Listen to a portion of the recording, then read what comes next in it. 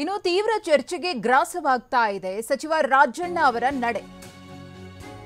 Honey trap ಆರೋಪವನ್ನ ಮಾಡಿದಂತಹ ಸಚಿವ K N Rajanna ಅವರ ನಡೆ ತೀವ್ರ ಚರ್ಚೆಗೆ ಈಡುಮಾಡಿಕೊಡ್ತಿದೆ. ಹನಿ ಟ್ರ್ಯಾಪ್ ವಿಚಾರವಾಗಿ ದೂರು ಕೊಡೋ ಬದಲು ಮನವಿಯನ್ನ ಮಾಡಿಕೊಂಡಿದ್ದಾರೆ.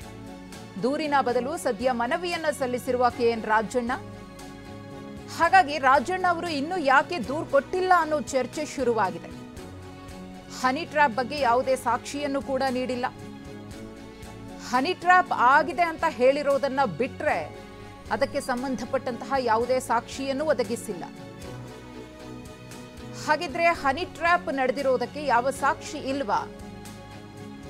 ಇನ್ನು ಮನೆಯಲ್ಲಿ ಸಿಸಿ ಕ್ಯಾಮೆರಾ ಇಲ್ಲ ಎಂದಿದ್ದಾರೆ ರಾಜಣ್ಣ. ಠಾಣೆಯಲ್ಲಿ ರಾಜಣ್ಣ ಅಧಿಕೃತವಾಗಿ ದೂರನ್ನ ಕೊಟ್ಟಿಲ್ಲ ಯಾಕೆ?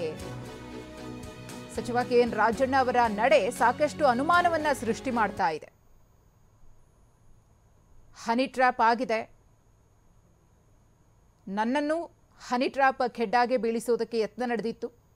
ನಾನೊಬ್ಬನೇ ಅಲ್ಲ, 48 ಮಂದಿ ರಾಜ್ಯ ಮತ್ತು ರಾಷ್ಟ್ರ ಮಟ್ಟದ ನಾಯಕರು ಅದರಲ್ಲಿ ಇದ್ದಾರೆ ಅಂತ ಹೇಳಿದ್ರು ಕೆಎನ್ ರಾಜಣ್ಣ ಅವರು.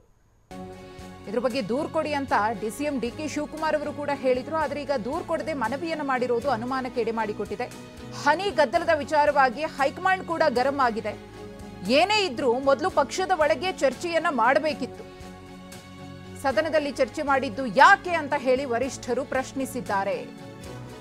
ಸತೀಶ್ ಜಾರಕಿಹೊಳಿಗೆ ಪ್ರಶ್ನಿಸಿರುವ ಕಾಂಗ್ರೆಸ್ನ ವರಿಷ್ಠರು ರಾಜಣ್ಣ ನಡೆಗೂ ಹೈಕಮಾಂಡ್ ಬೇಸರವನ್ನು ವ್ಯಕ್ತಪಡಿಸಿದೆ ಅನ್ನೋ ಮಾಹಿತಿ ಸಿಕ್ಕಿದೆ.